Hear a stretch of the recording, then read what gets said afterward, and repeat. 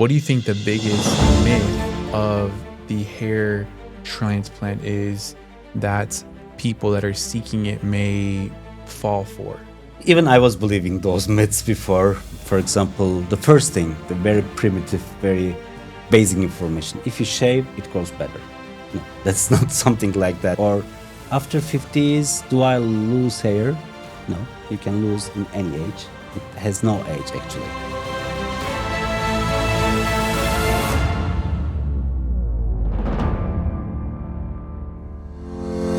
Hi everyone, this is Dr. Mehmet Erdoğan by Smile Hair Clinic. Today we are with our patient, Buddy Levis, from yesterday.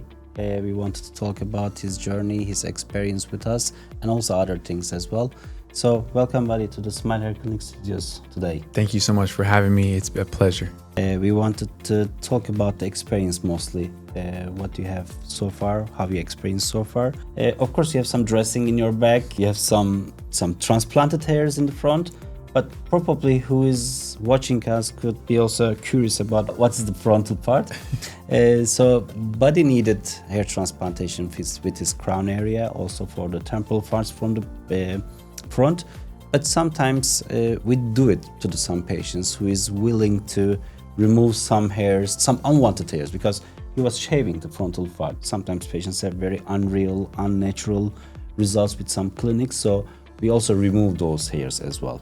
Sometimes due to extraction or sometimes due to electrolysis of the hair removal. And that will be healing without any problem. That will be okay within time. Okay, so we are drinking Turkish coffee. It's your first coffee with the Turkish coffee. You didn't try it, I think, huh? Not yet. Can I take a drink? Yeah, sure. Anytime. That's amazing.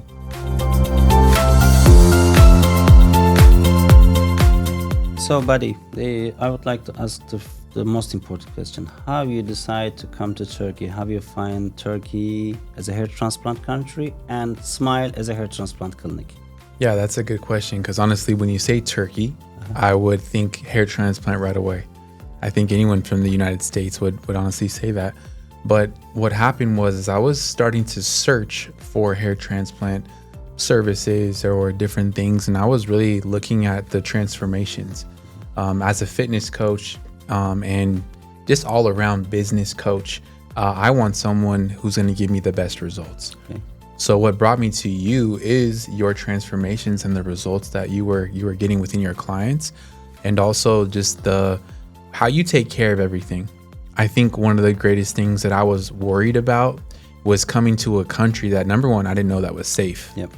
Or coming here not speaking the language or not being able to move around in the way that I believe that I would feel comfortable. So seeing how you take care of everything is the first thing that allowed me to look into you further, because that was the first, objective for me to overcome. Then I seen your transformations. Okay. And then I seen just how efficient everything was. And once I reached out, your people got back to me very quick and answered every single question about like working out. How long is it going to be, right? Do I have to take 3 months off of working out? Mm-hmm. Cutting my hair. I like to do bald fades and I cut my own hair with the clippers. How long would I not be able to, be presentable? Because I do content. I speak a lot. I'm on stages and different things like that. So I had to make sure the recovery process was brief. Yep. And I think once you're able to really put my heart and my mind at ease, it made the process for me easier to really commit to. Thanks so much for your nice words. And how was your first contact? I mean, how you found the Smile, the name? I think through a guy that we did before, I think, huh? Yeah. So it was a barber who I came across the content. I believe his name was Morales. Yeah, I was his doctor. Yes. And I seen how he didn't cut his hair for a year, and then how it just came really, really full. And then once he cut it, it just looked normal. It didn't look like he had surgery. I've seen people in Miami, because Miami is very known for surgeries of all kinds. And I used to see people's hair and it would look like scar tissue. And I've asked people before, and they were getting hair transplants when it was just starting. So I would see like this discoloration and this kind of just like scar marks. Yep. And I believe that was from doctors that weren't experienced. And also another technique that was before, like FUT. That was a linear scar. In very good ones, it's not very appearing so much. But FUE, yes, if it is done in the not right hands, it also produces scars like that. Right. And I think that I'd rather not have any marks on me. Scary. Yeah. Yes, yeah. And I was also considering too, like getting the hair transplant of the actual hair, but I think that this was the first step for me if doing before I go, that extreme. I think the best people who can tell about a good transplant, except us, is the barbers. Right. Because they are too close to the patient or their customer, and they cut and they see many results, especially in Turkey, more of course. I'm talking with the patients and I'm asking sometimes who refer those patients to us or how they reach to us, and they always say they're barber. Right. They say, okay, go to the Smile, they are doing good. Because they are the good ones that then can talk about the nice or the bad ones as well. Right. I'm actually a barber myself. So before I became a nutrition and training coach, I was cutting hair. Not yours. Other people Other and people's. mine. Okay. So I started cutting hair, developed a really big passion for it. So I think that's also too something I pay attention to is people's hairs. And yeah. Okay. So you find the Morales, you saw it, and you said, okay, let's go to Turkey. Turkey is in the east of the Europe, but it's a Europe country. And sometimes when they just look on the map, they see our neighbors, because we have very, very far, thousands of kilometers from here, but we have Iran or Iraq, Syria. But on the other hand, 2 hours away, 300 kilometers later, there's Greece. Geographically, it is in middle of everything. It's like Middle East or Europe, but it was always safe. Sometimes patients has concern when they arrive here because they don't know the country. They don't know too much about it. They know maybe France, Italy, Germany. Of course, they don't know Turkey as a country, so they have some concerns. So you had the same concerns before maybe, huh? Yeah. So could you explain those things as well? For sure, yeah. So before I booked the trip, I looked up like religious restrictions because I thought that Christianity was illegal here. No, actually, Turkey is a secular country. Yes. So most of the people living here belongs to Islam. I mean, Istanbul is a capital of Orthodox Patriarch. So the Christianity born in these lands. Right. So of course, most of the people believes in a different religion, but have respect to other religions as well. And that's what I've noticed too. Yeah, and was the first thing for me because I'm a follower of Christ. And then I looked up, okay, where is this exactly geographically? How far is this from the wars? To be honest, it's so far from everything. And I was actually like praying about this when I was coming here. I was like, what is it about Turkey? There's a vibe here, and the vibe that I like feeling is proud. Like the people here are proud of their country, and they're peaceful. Pride and peaceful. They didn't know about how the Turkey was, but when they came here, they say, okay, it's a different country that then they were discovering or they were thinking before. Yesterday we completed your surgery. We ended up with 4,200 grafts. Donor area was not so dense, not so large. We couldn't get too many hairs because due to acne or scarring in your back, it was a little elevated to the up. So we tried to get the maximum grafting, but that was okay. That was that number, and we also get some beard extraction as well. So totally 4,200. How was the total journey, your patient journey, from starting in the beginning of the day until the end of the day, your night and your today? So how was the spirit? Could you please explain us some? Yeah, for sure. If I could bring one word, I would say professional. Okay. From one word is enough. For the one word, professional. From the moment I was picked up, the driver was, very courteous, on time, very punctual. And then when I got into the clinic, they were very welcoming. There were so many people there that handled every certain thing. You could tell that the environment is healthy and peaceful, because you could tell that, just in reflection of everyone that you have working for you and with you. So we started at 8 o'clock in the morning and we completed the operation at 3 p.m. or 4 p.m. Then you went to the hotel. How was your end surgery part, and how was your night in the hotel? Afterward was really good. I wasn't groggy. I felt like I was able to rest on the table. And then when I got up, the driver was there right away. Took me to the place. He even was able to accommodate me in stopping somewhere on the way back to the hotel. And I was sitting there at the hotel. I thought I'd be more tired and more out of it, maybe in pain, but I wasn't. I wasn't in pain. I was able to use the neck pillow and all the things that you supplied me in the to-go bag. There was everything in there, from pads to pillows to my pills. They even gave me a great schedule, because I think when you're hearing people speak, especially after surgery, of like, do this, do this, do this, do this, not on this day, but here. You gave me a schedule of exactly what to do, when to do it, and how much to take. And I was able to just open that up when I got home, because I forgot everything they told me here. And I was able to apply it and use my neck pillow and sleep through the night, almost to the point where I was late to the van as it picked me up this morning. He beat me. The hotel was amazing, by the way. Like the food, they had the buffet, everything's comfortable. They clean it every single day. The maid service, sometimes hotels don't do that.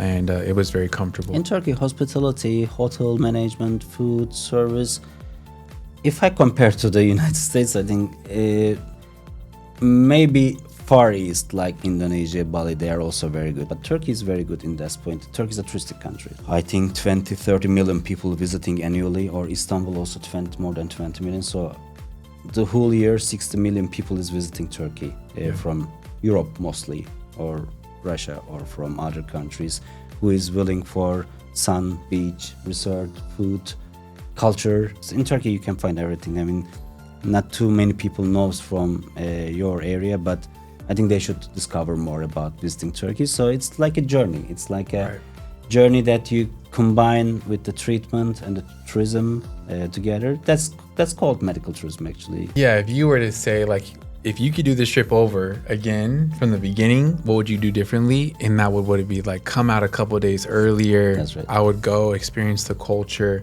I would eat the food, because I thought I could do it afterwards, which I could, but traveling solo by myself is kind of hard to, like, make sure that I'm attending to my bandages or not like bleeding or something like that.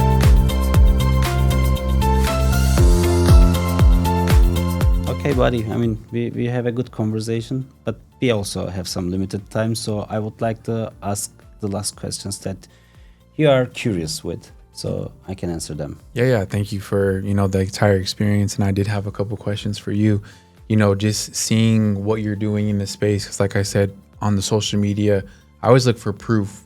But I just wanted to see, like, inside of your mind, what sets your clinic apart from any other clinic of, I'm sure, hundreds of the ones in Turkey specifically? Also, I think one part answer is you, because you choose us. So you differentiate that thing as well. But once we are talking about ourselves, our perspective, yes, Turkey is the leading country for the hair transplantation. We are one of the oldest one, but of course we are licensed doctors in Turkey, and we are participating in the surgeries, because it's a team work. But doctor should be on the head and also participating in the surgical parts of this process. So I think we are one of the few in Turkey, and one of the leading, because we have 6-7 doctors in our clinic, and we are all participating in the surgeries from beginning to the end. It's a medical surgery, actually. It's not like just transferring hairs from there to there. We should know the patient history. We should use the right medication for them. We should do the right planning according to their donor area, donor evaluation, donor assessment, surgical planning. So these are very carefully planned things. Not only taking 5,000 grafts and spreading. We should do in an optimum level. That a clinic should follow the right medical things in the industry, in the scientific way. Yeah, what I can kind of see, like, from the outside looking in, is like, you've mastered this. Yeah. Like, every step of the process, from the pickup to the drop off to the recovery process to your staff, And what I would say is, like, living in Miami, there's a lot of people promoting hair follicle transplant, but they also wear many hats. And I think that you hit that perfect. It's like, that's its own hat, its own specialty for a reason. And if you have someone just kind of doing whatever, I think that's when people start to get some type of diluted vision or view of the actual transplant. So thank you for clarifying that. What do you think the biggest myth of the hair transplant is that people that are seeking it may fall for? Okay, I think that's a good question as well. So even I was believing those myths before. For example, the first thing, the very primitive, very basic information. If you shave, it grows better. No, that's not something like that. Or after 50s, do I lose hair? No, you can lose in any age. It has no age actually. Or they also sometimes ask, if it is gray, it is less likely to have the hair loss. No, even gray hair, white hair, black hair, there is no difference when you are losing the hair. So it's a body composition. The body responses to some things. I think the most important thing that I can tell to who is watching us, and I'm saying to the patients sometimes, and I'm seeing in the patients, they wait until they lose all hairs and they come here. We are humans, we like laziness sometimes. I waited because I knew that I may have the hair transplant. But at that time, the results is not very satisfactory. So whenever they are thinking that they are losing hair, they should consult to a doctor. Someone in the family has the hair loss, you may have the hair loss, so it's your destiny. It's not a destiny. The first thing the patient, when they have the hair loss, will think about their underlying conditions. If they have hormonal imbalances, vitamin deficiencies, vitamin Ds, B12s, if not, then the medication, finasteride or minoxidil, they can start with. Even though they are doing these things and the hair loss is continuing and there is no solution for that, of course, they may go for another examination, maybe physical examination, seeing the doctor, and they could figure out maybe other rheumatological diseases or other autoimmune diseases that could not be detectable, but it could be detectable with a multidisciplinary approach. So this is the plan that the patients should do. At that time, they may stop the hair loss. So they shouldn't wait until they are losing their whole hair, because we don't have the donor area, right donor area supply. We have a large area to cover, and it could look like a failed transplant at that time. We are not the cure or giving treatment guys, because it's not our field, right, but we are in the analyze of the hair loss, actually. Preventative maintenance. Preventative maintenance, yeah. That's good. Thanks so much, buddy. I mean, it was a nice conversation together. It's good to meet with different people, different things. We have also, when people is watching us, I think they are figuring out some things for their lives. So thanks so much for your time and for your being a part of this podcast. Of course, I'm blessed to be a part of what you built, and I'm excited to see you grow. Yeah, we are also excited to see your progress as well. Thank you. Thanks so much. Thank you for watching us. Have a nice day. If you still have questions, please let us know under the comments and we will be answering them. Have a nice day. Thank you.